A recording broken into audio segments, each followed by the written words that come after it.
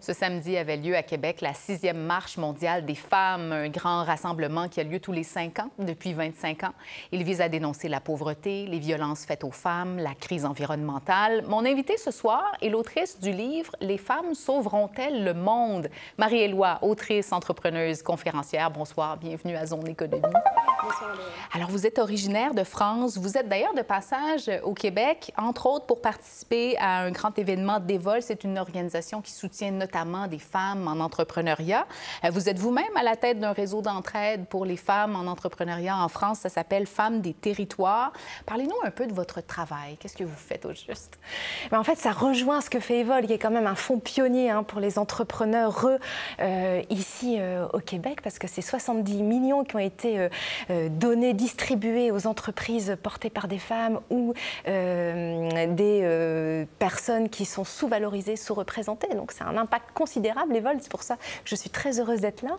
Et moi, je fais un peu la même chose sur l'entrepreneuriat des femmes en France. Donc, j'ai créé les deux plus grands réseaux sur l'entrepreneuriat. L'un pour la création d'entreprises, Femmes des territoires, que vous avez mentionné. Donc, on aide toutes les femmes qui veulent créer un projet, de l'idée aux premières années de l'entrepreneuriat. Dans une centaine de villes, on a accompagné 20 000 femmes. Ah oui. Et puis l'autre, c'était Bouge ta boîte pour toutes les femmes qui voulaient développer leur entreprise et qui a dû fermer ses portes en juillet à cause notamment de la crise économique et politique et qui aujourd'hui se développe de manière indépendante et autonome un peu partout en France.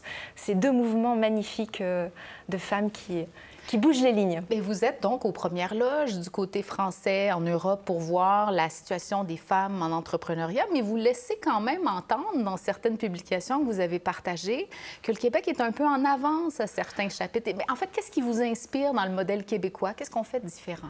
En fait, je suis tombée en amour avec le Québec. Ça fait pas longtemps que je suis là, mais alors en amour total parce qu'il y a une liberté ici, il y a un optimisme, il y a une joie. Quand je suis allée à la Marche mondiale des femmes, j'ai vu aussi toutes ces pionnières qui ont fait la Marche du pain et des roses en 95, puis qui ont lancé l'idée de la Marche mondiale en l'an 2000. Vous avez cette énergie et cette audace-là.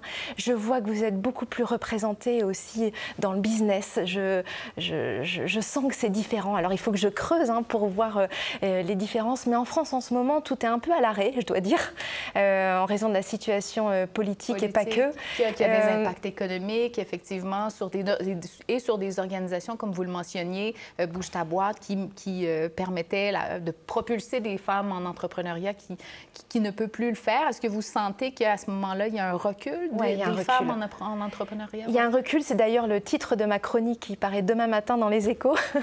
Le recul de l'égalité qui opère aussi en France. Il y a la Fondation des femmes, qui est une fondation très puissante en France, qui a publié un rapport qui explique qu'une association sur deux qui travaille sur l'égalité en France est à moins de 3 mois de trésorerie. Donc en gros, est menacée de fermeture, 1 sur 2. Et moi, je suis aussi au Haut Conseil à l'égalité en France et on se rend compte qu'on n'a plus que 2 personnes pour faire tourner le Haut Conseil au lieu de 5 et qu'il n'y a pas de moyens attribués à cette instance qui est pourtant la plus haute, vraiment référente sur l'égalité en France. Donc on a besoin là de redonner de la fierté sur l'importance de l'égalité et vous, ici, vous avez ça et ça me fait un bien fou d'être ici. Mais quand même, la culture entrepreneuriale en France, ça évolue. Il y a des défis à l'évidence financiers, c'est peut-être contextuel, mais vous sentez tout de même la volonté des femmes en entrepreneuriat, non? Oui, ça ne bouge pas beaucoup. Sur 100 entreprises créées en France, il y en a 22 qui sont créées par des femmes, il y en a 62 par des hommes et le reste, c'est mixte. Donc en fait, pour noyer un peu le poisson, on dit souvent qu'il y a 38% d'entrepreneurs en France, mais dans les vrais chiffres, c'est 22%. Il y a aussi beaucoup de précarité dans l'entrepreneuriat des femmes. C'est les 2/3 qui gagnent moins de 1 500 € par mois. C'est pour ça que j'ai créé ces réseaux, pour qu'on s'entraide, pour qu'on fasse du business ensemble et qu'on développe tout ça. Bon, au-delà des difficultés pour les femmes, en particulier entrepreneurs, il y a toutes sortes de défis de diversité, d'inclusion. Depuis que Donald Trump est de retour à la Maison-Blanche, entre autres, il y a des replis là, au niveau de la diversité et de l'inclusion dans les entreprises. Et pas qu'aux États-Unis, Madame Éloi. Vous l'observez également en France? Ah oui, clairement, on se rend compte que les programmes sont à l'arrêt. Ou alors on va nous demander de parler de développement durable et plus forcément de femmes ou de mixité ou d'inclusion qui sont même peut-être devenus des mots extrêmes ou activistes. Donc oui, on le sent bien en France. Et puisque vous mentionnez la mixité, vous dites dans votre livre, vous plaidez entre autres pour une plus grande mixité dans nos sociétés. Vous laissez même entendre que c'est la solution la plus pragmatique pour répondre aux crises. Comment on mesure l'impact de la mixité dans nos économies? Oui, alors j'ai étudié énormément, j'ai fait beaucoup de recherches et je vous ai apporté le livre, Andréane. Merci beaucoup. Et en fait, on se rend compte que la mixité, c'est le critère le plus déterminant pour protéger l'environnement, par exemple. C'est le critère le plus déterminant parce que les femmes ont les mains dedans. On a les mains dans le care auprès des jeunes enfants, des malades, des personnes âgées.